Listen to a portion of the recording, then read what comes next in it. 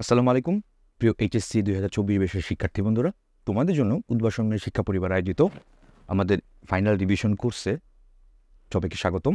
এখানে প্রত্যেকটা সাবজেক্টে আমরা A to Z concept plus CQ plus MCQ সবগুলোই কভার করব। তো তোমাদের প্রস্তুতিকে আরও বেশি গিয়ার আপ করার জন্য আমাদের ইন টোটাল 150টা ক্লাস আছে সব বিষয়ের। তো এখানে ইংরেজি ক্লাস টোটাল কত হবে? 17টা। এখন আজকে এই প্রেক্ষাপটে আমার ইংরেজিতে 17টা ক্লাস কীভাবে কী করব, সিলেবাস যে প্যাটার্নটা সেটা পুরোটা চলো তোমাদের একটু আলোকপাত করি। প্রথমত আমরা পেপার 1 অ্যান্ড পেপার 2 দুটাই আমরা একসাথে এখানে আলোচনা করেছি। তোমরা জানো পেপার 1 হচ্ছে 100 মার্ক, পেপার 2তে আরেক 100 মার্ক, টোটাল তাহলে কত? 200-200-র মধ্যে তোমার A+ পেতে হলে 160+ পাওয়া লাগবে। তো তার মানে দুইটা পেপারই খুবই গুরুত্বপূর্ণ। সমানভাবে গুরুত্ব না দিলে দেখা যাচ্ছে একটা পেপারে তুমি কম পাচ্ছ, একটা পেপারে বেশি পাচ্ছ, সো দেখা যাচ্ছে একটু প্রবলেম সৃষ্টি হবে, 160 অনেক সময় নাও হতে পারে। সো তোমাদের প্রস্তুতিকে আরও বেশি গিয়ার আপ করার জন্য আমরা পেপার 1 অ্যান্ড পেপার 2 দুইটাই সমানভাবে গুরুত্ব দিয়ে এখানে পুরো সিলেবাসটা ডিস্ট্রিবিউট করে দিয়েছি এবং সাজিয়েছি। তো চলো দেখি আমরা কী কী করলাম। প্রথমত ইংলিশ প্রথম যে ক্লাসটা হবে, এখানে পেপার 1 অ্যান্ড পেপার 2 দুইটাই আছে। পেপার 1-এ ইউনিট 1 লেসন 1 যেটা আনফরগেটেবল হিস্ট্রি, সেখানে এটা প্রথম যে লেকচারটা লেসন 1 সেটা আলোচনা করেছি। তারপর পেপার 2তে সবচেয়ে ইম্পর্টেন্ট যে পার্টটা সেটা হচ্ছে গ্রামারের মধ্যে right form of verbs, verbs. এই ভার্বস কিন্তু সবসময়ই লাগবে। তুমি কোনো সেন্টেন্স মেকিং করো, তুমি কোনো রাইটিং করো, যে কোনো ক্ষেত্রে এই ভার্বটা কিন্তু খুবই ইম্পর্টেন্ট। সো প্রথম যে ক্লাসটাতে এখানে পেপার 2তে আমরা ভার্বের ক্লাসিফিকেশনে ইন ডিটেলস আলোচনা করেছি, যাতে করে এই ভার্বের ক্লাসিফিকেশনে সবগুলো তুমি ভালো করে পড়ে এখানে তুমি যে কোনো সেন্টেন্স কনফিডেন্টে যেন লিখতে পারো, দেন উইদাউট অ্যারোলস, কোনো ভুল ছাড়াই তুমি যেন কোনো কনফিডেন্টলি যে কোনো কিছু তুমি লিখতে পারো। সো এখানে প্রথম যে ক্লাসটাতে সেখানে আমরা রাইট ফর্ম অফ ভার্বসের সাবজেক্ট এগ্রিমেন্ট যে পার্টটা, এখানে রাইট ফর্ম অফ ভার্বসের ভার্বের যে ক্লাসিফিকেশন সেটা ইন ডিটেলস আলোচনা করেছি। সো বললাম না পর্যাপ্ত সংখ্যক ক্লাস আছে। সো শুধু রাইট ফর্ম অফ ভার্বসের মধ্যে ভার্বের ক্লাসিফিকেশন বললেই তো হবে না, বোর্ড পরীক্ষা এটাতে কীভাবে প্রশ্ন আসে ওইটাও তো আমাদের প্র্যাকটিস করা লাগবে। সো দেখো ওইটাতে পার্ট 2তে সেকেন্ড যে ক্লাসটার মধ্যে সেখানে আবার ওই যে প্রথম ক্লাসে আমরা যেই রাইট ফর্ম অফ ভার্বসের ভার্বের ক্লাসিফিকেশন পড়েছি, এটাতে অ্যাপ্লিকেশনটা জানা লাগবে। সেই অ্যাপ্লিকেশনটা বোর্ড পরীক্ষায় কেমন আসে ওইটা সেকেন্ড যে ক্লাসটাতে সেটা আমরা এখানে আলোচনা করেছি। তো তারপরে ইউনিট 1 লেসন 1, ইউনিট 2 লেসন 2তে সেকেন্ড যে ক্লাসটা দুইটা পেপারই এখানে একসাথে আমরা প্যারালালি অ্যাপ্রোচ করছি। তারপর 3 নাম্বার যে ক্লাসটাতে আমরা এখানে flow chart, yes this is flow chart. Paper 1-এর মধ্যে এটা তোমাদের অনেক ডিমান্ড থাকে যে ভাইয়া যে আমরা ফ্লো চার্ট লিখতে পারি না। এই ফ্লো চার্ট কিন্তু অনেক 5টা মার্ক থাকে। এই ফ্লো চার্টের যে প্যাটার্নে লিখতে হয়, এটা কীভাবে লিখতে হয়, এটাকে ভার্টিক্যালি লিখতে হবে নাকি হরাইজন্টালি লিখতে হবে, কীভাবে লিখতে হবে, তো সেইটা ডিটেলস এখানে আলোচনা করবো। অ্যান্ড ফরম্যাট ইন গ্রামাটিক্যালি এটা কীভাবে কী করতে হবে, এটা কি নাউন ফ্রেজ ইউজ করতে হবে নাকি 2+ ভার্ব ইউজ করতে হবে নাকি ভার্ব প্লাস আইএনজি ইউজ করতে হবে নাকি ক্যাপিটাল দিয়ে শুরু করতে হবে নাকি শেষে কি ফুল স্টপ দিতে হবে, কীভাবে কী করতে হবে সব কিছু ইন ডিটেলসে এই ফ্লোচার্ট যে পার্টটা, দুইটা পার্ট আলোচনা করবো। ফ্লোচার্ট প্রথম পার্টটার মধ্যে ইন ডিটেলসে সবগুলোর ক্লাসিফিকেশনগুলো আলোচনা করবো যে কীভাবে কী লিখতে হবে। আর ফ্লোচার্টের আরেকটা যেটা পার্ট 2তে সেখানে বোর্ড পরীক্ষাতে কীভাবে একটা পূর্ণাঙ্গ এক ফ্লোচার্ট লিখতে হবে এবং পুরো 5 আউট অফ 5 পুরো মার্কটা পাওয়া পসিবল, সেটা একটু স্যাম্পল আমরা দিয়ে দিব এবং সেটা লিখে দেখাবো লাইভ ক্লাসগুলোতে। এনিওয়ে, তো তারপরে দেখো 3 নম্বর যে লেকচারটাতে সেখানে কমপ্লিটিং সেন্টেন্সে with close, without close, with clues and with close যেটা এটা ফ্রেজ আকারেও থাকতে পারে, ক্লোজ আকারেও থাকতে পারে, সেটা তোমার কী দেওয়া থাকবে, কমপ্লিটিং সেন্টেন্স দেওয়া থাকবে, সেখানে কোনো ক্লু দেওয়া থাকবে না। তো সেন্টেন্স পরে তোমার এটা সেন্টেন্স মেক আপ করতে হবে, সেটা ক্লুজ দিয়ে হইতে পারে, এটা ফ্রেজ দিয়েও হইতে পারে। এটাও 2টা পার্ট থাকবে। এখানে পার্ট 1 আছে তোমাদের 3 নম্বর যে লেকচারটা, 4 নম্বর আছে তোমার পার্ট 2। আর 4 নম্বর যে লেকচারটা দেখো আবার ইউনিট 2তে লেসন 3-4 এগুলো আলোচনা করবোই। ইয়েস, পেপার 1-এর মধ্যে আরেকটা সবচেয়ে ইম্পর্টেন্ট পার্ট, সেটা কোনটা? সেটা হচ্ছে তোমার উইথ ক্লোজ। উইথ ক্লোজ দেখা যাচ্ছে অনেক সময় আনসিন মানে কি বইয়ের বাইরে থেকে আসে। সবসময় যে বই থেকেই টেক্সট বুক থেকেই যে প্রশ্ন আসবে, ইএফটি ইংলিশ ফর টুডে থেকেই যে প্রশ্ন আসবে, নট লাইক দ্যাট, বইয়ের বাইরে থেকে আসতে পারে। তখন কি হবে?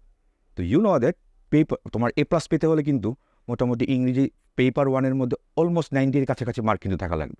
সো 90-এর কাছাকাছি মার্ক পেতে যদি হয় তাহলে পেপার 1-এর মধ্যে যে with clues and without clues শূন্যস্থানগুলো খুব ভালো করে কিন্তু অ্যাপ্রোচ করতে হবে এবং কারেক্টলি অ্যান্সার করতে হবে, এতে করে মার্ক কিন্তু 90-এর কাছাকাছি কিন্তু চলে যাবে।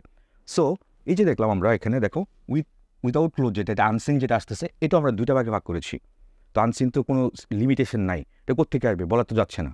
সেখানে পর্যাপ্ত সংখ্যক প্র্যাকটিস লাগবে, কোন প্যাটার্নে বা কোন পয়েন্ট অফ ভিউতে এগুলো কীভাবে সলভ করবো সে তো জানা লাগবে, রাইট? তার জন্য আমরা উইদাউট ক্লোজটাও পেপার 1-এর যেটা আনসিন যেটা, এটাও 2টা ভাগে ভাগ করেছি আমরা। একটা হচ্ছে পার্ট 1 আছে এবং আরেকটা হচ্ছে পার্ট 2-তে আসে। তারপর যখন পরেরগুলো আমরা যদি দেখি, পরের যে পার্টগুলো এখানে কমপ্লেক্স সেন্টেন্স বললাম যে 2টা ভাগে ভাগ করা আছে এখানে। তারপর 5 নম্বরে দেখো মডিফায়ার। ইয়েস, এইচএসসিতে আমরা যখন অনলাইন ক্লাস নিই বা অফলাইন ক্লাস নিই, সবচেয়ে বেশি ডিমান্ডেবল যে টপিকটা সেটা হচ্ছে মডিফায়ার। প্রায় ক্লাস নিতে গেলে বলে যে ভাই মডিফায়ার পারি না।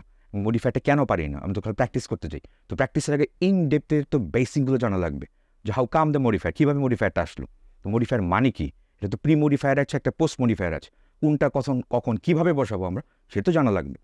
সেটা না জানলে তুমি তো পরীক্ষায় পূরণ করতে পারবে না, শূন্যস্থান কমপ্লিটলি অ্যাপ্রোচ করতে পারবে না।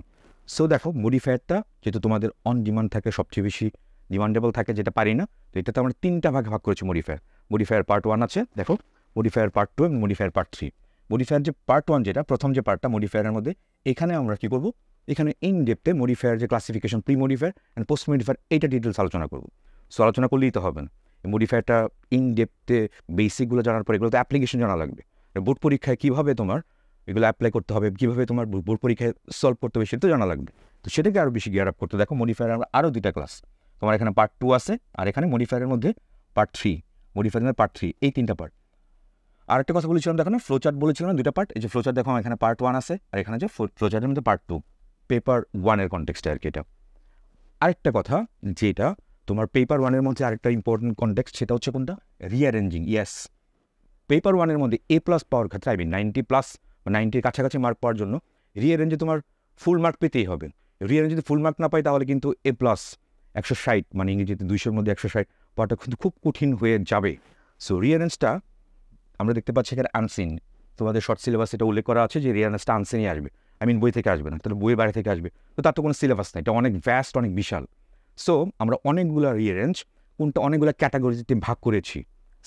সে ফর এক্সাম্পল কোনো বিখ্যাত মনীষীর অবদান, হ্যাঁ, তারপর তার যে জীবন ছিল, তার জীবন এবং জীবনী, তারপর তার যে কোনো অর্জন, সেগুলো নিয়ে একদম ইন ডিটেলসে অনেকগুলো স্যাম্পল দেওয়া আছে। তো আশা করি যে স্যাম্পলগুলো আমাদের রিঅ্যারেঞ্জ এখানে সেট করেছি, মনে হয় এখান থেকে ইনশাল্লাহ by the grace of formative common পড়ে যাবে, জানতে স্যার অনেক বেশি। তো যাই হোক, এখানে রিঅ্যারেঞ্জ নিয়ে একটা কথা বললাম। তারপরে যেটা আমাদের সবচেয়ে ডিমান্ডেবল পেপার 2-তে ডিমান্ড থাকে ফ্রম স্টুডেন্টস, সেটা হচ্ছে কানেক্টরস। মডিফায়ারটা একটা, আরেকটা হচ্ছে কানেক্টরস। যে বলে ভাইয়া কানেক্টর পারি না, আমি শব্দের অর্থ পারি, সব কিছু বুঝতেছি, কিন্তু পরীক্ষা যখন ইউজ করি কানেক্টর দেখা যাচ্ছে হচ্ছে না, কেন হচ্ছে না? তো বিফোর দ্য কিক অফ কানেক্টরসে তোমার কী জানা লাগবে, ইন ডেপথ এটা বেসিক জিনিসটা জানা লাগবে। তুমি যদি কানেক্টর বেসিক না জানো তাহলে তো পরীক্ষা ইনসার্ট করতে পারবে না। তো ইনসার্ট করে দেখা যাচ্ছে এই কানেক্টর যেটা তুমি ইনসার্ট করছো এটা হচ্ছে না, কেন হচ্ছে না? ফার্স্ট এই কানেক্টরটা খুব ভালো করে তোমার এই কানেক্টরটা তোমাকে খুব ভালো করে আয়ত্ত করার জন্য আমরা কানেক্টরটা 3টা ভাগে ভাগ করেছি। এটাও পার্ট 1, এটা part 2 and part 3। Such like this, part 1-এর মধ্যে ইন ডেপথে বেসিক জিনিস আলোচনা করা হয়েছে, অ্যান্ড পার্ট 2-তে যে পার্ট 1-এ তুমি যে বেসিকটা তুমি শিখলা, সেটা অ্যাপ্লিকেশনটা জানা লাগবে, রাইট?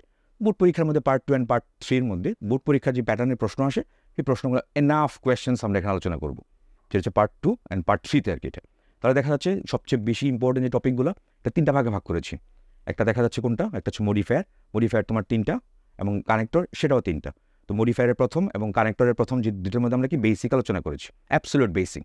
তারপরে পার্ট 2 এবং পার্ট 3-এর মধ্যে দুটাই মডিফায়ার এবং কানেক্টরসের দুটোই কী করলাম, এখানে বোর্ড পরীক্ষার অ্যাপ্লিকেশন, বোর্ড পরীক্ষাতে যে প্রশ্নগুলো আছে সেই প্যাটার্নে ওইখানে সলিউশন করে দেওয়া আছে, এবং সেটা লাইভ ক্লাসগুলোতে আমরা পর্যাপ্ত সংখ্যক দেখবো, অনেকগুলো সলভ করে ফেলবো, যাতে করে তোমার মেইন পরীক্ষাটা, ফাইনাল যে পরীক্ষাতে, এটা যেন কোনো ভয়ই না থাকে, কনফিডেন্টলি যেন এটা পরীক্ষা অ্যান্সার করে ফেলতে পারো without any hesitation. Moving next, number 9-এ দেখো, এই যে বললাম 3টা পার্ট কানেক্টরসের, এখানে পার্ট 3 দেওয়া আছে। পেপার 1-এর মধ্যে আরেকটা সমস্যার সৃষ্টি হয় রাইটিং পার্টটার মধ্যে, সেটা হচ্ছে গ্রাফস অ্যান্ড চার্টস। অনেকে আমরা দেখি গ্রাফস অ্যান্ড চার্টস এটা ভালো করে লিখতে পারি না। গ্রাফস অ্যান্ড চার্টসের মধ্যে তোমার কী থাকে, বার চার্টও থাকে, আবার তোমার কী থাকে, গ্রাফস অ্যান্ড চার্টসের মধ্যে পাই চার্টও থাকে। সো পাই চার্টও লিখতে বলে, বা বার চার্ট বা গ্রাফস এটাও লিখতে বলে। সো এটা কীভাবে লেখা লাগবে, কীভাবে লিখলে আমি 10-এর মধ্যে সবচেয়ে 8+ পেতে পারি, সেটা একটা ফর্ম্যাট দেখাবো লাইভ ক্লাসগুলোতে আমাদের। তো ফর্ম্যাট দেখানোর পরে তারপর লাইভ ক্লাস আমরা লিখে দেখাবো একটা পুরা, কীভাবে একদম ফ্রম স্ক্র্যাচ থেকে লিখে দেখাবো, যাতে করে তুমি পরীক্ষায় পুরো ব্রেইন স্টর্মিং করে নিজে যাতে এটা করে খুব ভালো করে 10 তো টোটাল মার্ক, ফুল মার্ক তো 10, এখানে 10-এর মধ্যে 8+ যেন তুমি পেতে পারো খুব সহজে, ঠিক আছে? সো এটা হচ্ছে তোমার কি বললাম, এখানে গ্রাফস অ্যান্ড চার্টসের কথা বললাম। তারপরে দেখো সেকেন্ড পেপারের মধ্যে পরের যে পার্টটা, সেটা হচ্ছে ন্যারেশন। তো ন্যারেশন তোমার দুইটাই হতে পারে। ডিরেক্ট থেকে ইনডিরেক্ট অ্যান্ড ইনডিরেক্ট থেকে direct, I mean vice versa, দুটোই হতে পারে। সো দুটোই ন্যারেশনের দুটো ক্লাস, এখানে পার্ট ওয়ান আছে, এখানে পার্ট 2 আছে। দুইটা ক্লাসের মধ্যে আমরা একটাতে দেখা যাচ্ছে ডিরেক্ট থেকে ইনডিরেক্ট, আরেকটা ক্লাসের মধ্যে ডিরেক্ট মানে ভাইস ভার্সা মানে রিভার্স ওয়েতে ইনডিরেক্ট থেকে ডিরেক্ট এটা ডিসকাস করব। তারপরে চলো সামনে অ্যাপ্রোচ করছি আমরা। এটা 12 মধ্যে যদি দেখি, দেখো ওখানে ক্লোজ টেস্ট উইথ ক্লোজ দেওয়া আছে। উইথ ক্লোজের শূন্যস্থানের কথা ইম্পর্টেন্ট বললাম আগেই, এটাও বইয়ের বাইরে থেকেও আসতে পারে। সো আনসিন যথেষ্ট প্র্যাকটিস এখানে দেওয়া থাকবে। তারপর যদি আমরা দেখি তোমার সেকেন্ড পেপারের মধ্যে writing email, yes formal letter. Formal letter মানে হচ্ছে ফর্মালিটি মেনটেন করে আমি কোনো কিছু লিখবো। তো ফর্মালিটি মেনটেন করা মানে কি কোনো রুলস ফলো করতে হবে, সেই রুলস তো না জানলে তুমি তো অ্যান্সার করতে পারবে না বা লিখবা। তো দেখা যাচ্ছে বোর্ড পরীক্ষার যে ফর্মেট বা যে ফর্মালিটি মেনটেন করে লেখা লাগে, তুমি যদি সেটা না জানো তুমি হয়তো লিখবা, কিন্তু দেখা যাবে হাইস্ট যে মার্কটা 8+ মানে 10 আউট অফ 10 মধ্যে সেটা পাওয়া পসিবল হচ্ছে না বা হবে না তুমি যদি ফর্ম্যাটটা না জানো।